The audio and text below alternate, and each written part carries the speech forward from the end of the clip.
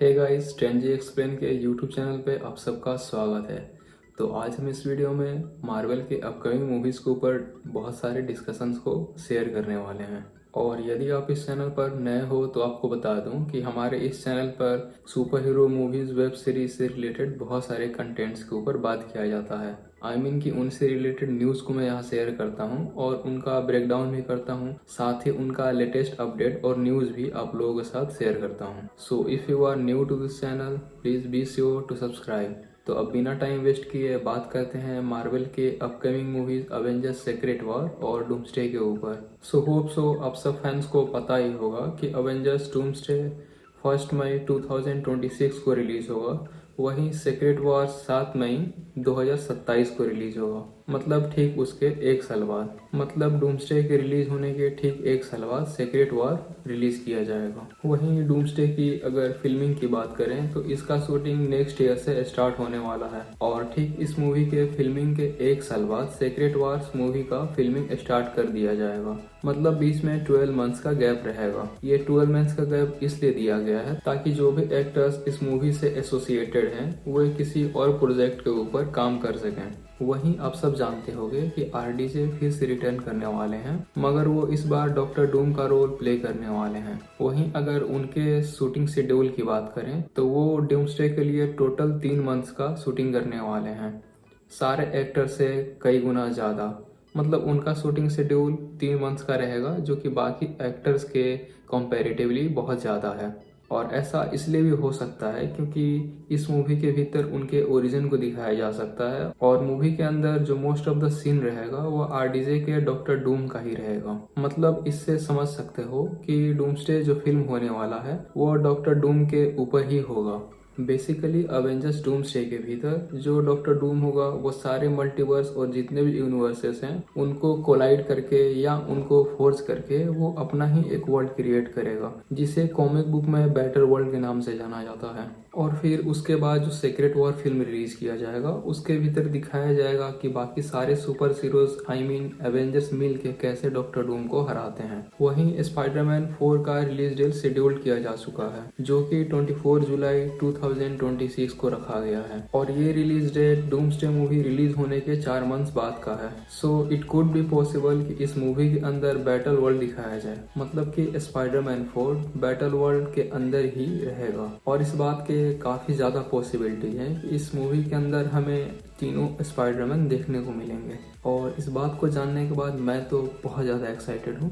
Hope so आप सब भी बहुत ज्यादा एक्साइटेड हो गए हो या नहीं, कमेंट में मुझे बताओ। वैसे स्पाइडरमैन 4 को डेस्टिन डैनियल डायरेक्ट करने वाले हैं, जिन्होंने इससे पहले सांची मूवी को डायरेक्ट किया था और उनका मूवी के अंदर डायरेक्शन मुझे काफ़ी ज़्यादा पसंद आया था। खासकर जिस तरीके से सांची के भीतर एक्शन सीन्स को दिखाया गया है वो काबिले तारीफ है और मुझे लगता है कि स्पाइडरमैन 4 के भीतर भी इसी तरीके का ज़बरदस्त एक्शन हमें देखने को मिलेगा। और इस चीज़ के भी चांसेस हैं कि अवेंजर्स डूम्सडे और सीक्रेट वॉर के बीच ये इकलौती मूवी होगी जिसे रिलीज किया जाएगा। और जहाँ तक थॉर 5 की बात है तो थॉर 5 सीक्रेट वॉर्स के बाद ही रिलीज किया जाएगा। और जहाँ तक डॉक्टर स्ट्रेंज 3 की बात है तो आई होप कि ये मूवी डूम्सडे से पहले रिलीज हो जाए, अगर मार्वल वाले इसके ऊपर फिल्म बनाना चाहते हैं तो, जिसके चांसेस मेरी नज़र में तो काफ़ी ज़्यादा हाई है। मतलब कि डॉक्टर स्ट्रेंज 3 रिलीज किया जाएगा और आई गेस कि वो डूम्सडे से पहले रिलीज किया जाएगा। फिलहाल तो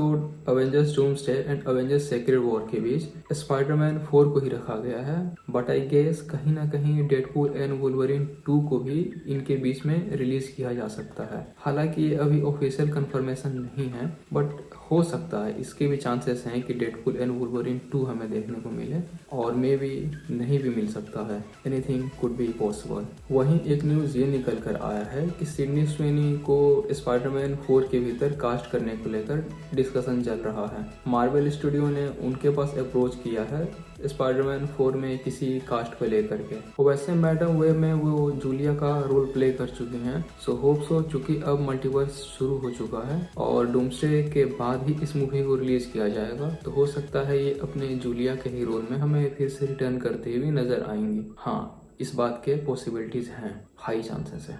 तो है ना ये कमाल का न्यूज़। वैसे एक न्यूज़ ये भी आया है कि जेना ओर्टेगा को भी एमसीयू के अंदर कास्ट करने को लेकर के डिस्कशन चल रहे हैं। अभी इनका रोल क्या होगा कंफर्म नहीं हुआ है, ये किस तरीके का रोल प्ले करेंगी एमसीयू के भीतर ये अनडिस्क्लोज्ड है। वैसे जेना ओर्टेगा आयरन मैन 3 में एक छोटा सा रोल प्ले कर चुकी हैं, अगर आप सबको याद हो तो याद करो, प्ले कर चुकी हैं। स्पाइडरमैन के ऊपर बात कर रहे हैं तो स्पाइडरमैन से रिलेटेड एक और अपडेट आया है। स्पाइडरमैन नोयर के ऊपर लाइव एक्शन मूवी बनाया जा रहा है, जिसका कुछ लीक सामने आया है। कॉपीराइट इश्यूज की वजह से उन्हें मैं यहाँ नहीं दिखा सकता, बट ये जान जाओ कि इसमें Nicolas Cage as Spiderman noir का रोल प्ले करने वाले हैं। वैसे एमसीयू में ये घोस्ट राइडर का भी रोल प्ले कर चुके हैं, और अगर ये फिर से फ्यूचर में अगर घोस्ट राइडर का रोल प्ले करें तो मेरे लिए काफ़ी धमाकेदार न्यूज़ रहेगा। I really want to see him as Ghost Rider again. तो अब बात कर लेते हैं महारसा अली के ब्लेड मूवी के बारे में, जिसे मार्वल ने अपने रिलीज कैलेंडर से बाहर निकाल दिया है, और तभी से ये एक्सपेक्टेशंस लगाए जा रहे थे कि इस मूवी को कैंसिल कर दिया गया है और ये मूवी अब कभी बनेगा ही नहीं। बट अब रिसेंटली एक और खबर ये निकल के आ रहा है कि इस मूवी को बनाया जा रहा है। इससे पहले इस मूवी को लेकर के प्रॉब्लम ये आ रहा था कि स्टूडियो और डायरेक्टर के बीच में तालमेल नहीं बैठ रहा था।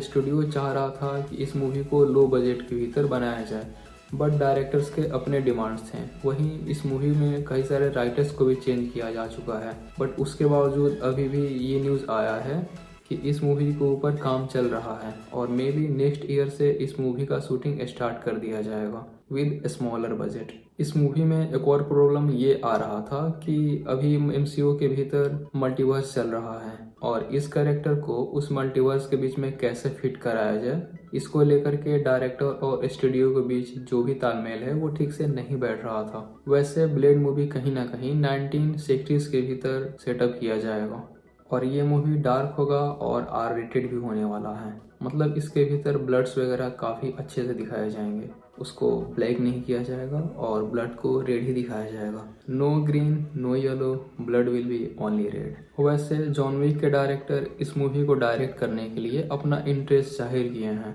और मुझे लगता है कि वो डायरेक्टर काफ़ी बढ़िया रहेंगे। खासकर अगर हम बात करें इस मूवी के अंदर एक्शन सीक्वेंस की, तो मुझे लगता है वो डायरेक्टर मेरी नज़र में तो बेस्ट हैं। अब बात कर लेते हैं वेनम द लास्ट चांस के मूवी के बारे में, जिसका कलेक्शन इस वीकेंड काफ़ी वीक हुआ है। टोटल कलेक्शन की बात करें तो $51 मिलियन इसने अपने वीकेंड में कमाया है, जो कि वेनम फ्रेंचाइज की हिस्ट्री में सबसे लोवेस्ट ओपनिंग है। वैसे टॉम हार्डी ने कहा है कि वो वेनम का एंडिंग लोगन स्टाइल चाहते हैं। मतलब समझ रहे हो ना, अभी वेनम का स्टोरी एंड नहीं हुआ है और इसका डिस्कशन मैंने इसके एंड क्रेडिट सीन को जब डिस्कस किया है इस वाले वीडियो में, तो उसमें अच्छे से बताया है आप लोगों को। अगर अब तक उस वीडियो को नहीं देखा है तो उसका लिंक डिस्क्रिप्शन बॉक्स में मिल जाएगा, so go and check out that video. So अब लास्ट अपडेट जो है हमारे पास वो है एगाथा ऑल अलोंग के बारे में। सो फाइनली इसका टोटल का टोटल एपिसोड 13 अक्टूबर को रिलीज़ कर दिया जाएगा। अब तक इसके 7 एपिसोड्स को रिलीज़ किया जा चुका है और इसमें टोटल एपिसोड्स 9 होने वाले हैं। सो अब बचे हुए 2 एपिसोड्स को 13 अक्टूबर को रिलीज़ कर दिया जाएगा और ये शो बहुतों को काफ़ी पसंद आ रहा है, नॉट इंक्लूडिंग मी। मैं इस शो को लेकर के थोड़ा सा डिसअपॉइंटेड हूँ। हाँ, कई एपिसोड उसके मुझे अच्छे लगे हैं, खास करके एपिसोड 6 मुझे काफ़ी पसंद आया था, बट कुछ ऐसे भी एपिसोड्स हैं जो मुझे लगा कि नहीं, इसमें बहुत सारे चेंज किए जा सकते थे। बट ओवरऑल देखा जाए तो हाँ, अब मुझे एगाथा ऑल अलोंग अच्छा लगने लगा है। अगर इसके शुरुआत के 3 एपिसोड्स को छाट दिया जाए तो, नहीं एग्जैक्टली 3 एपिसोड्स को नहीं, सेकेंड और थर्ड एपिसोड को। फर्स्ट एपिसोड भी मुझे अच्छा लगा था और सबसे अच्छा मुझे लगा था इसका 6th एपिसोड। खैर यहाँ रिव्यू नहीं करते हैं, बात को यहीं पे ख़त्म करते हैं। तो गाइज आज के इस अपडेट में बस इतना ही। होप सो आपको वीडियो पसंद आया होगा, तो इसे लाइक करना है और अपने दोस्तों के साथ शेयर करना है। और अगर इस चैनल पर नए हो तो इस चैनल को सब्सक्राइब कर देना, ताकि मेरे आने वाले अगले अपडेट्स का नोटिफिकेशन आप सबको मिल जाए टाइम पर ही देखना चाहिए अपडेट्स, नहीं तो अपडेट्स पुराने हो जाते हैं, फिर बासी अपडेट में मज़ा नहीं आता है। तो अब बस देरी नहीं करो, कंजूसी नहीं करो और प्लीज़ सपोर्ट करो। सो सब्सक्राइब कर दो। मैं मिलता हूँ किसी और वीडियो में किसी और अपडेट के साथ, या किसी मूवी या किसी वेब सीरीज़ के ब्रेकडाउन के साथ। मतलब मैं मिलूँगा ज़रूर इस चैनल पे किसी ना किसी वीडियो के भीतर। तब तक के लिए चलो चलते हैं, बाय।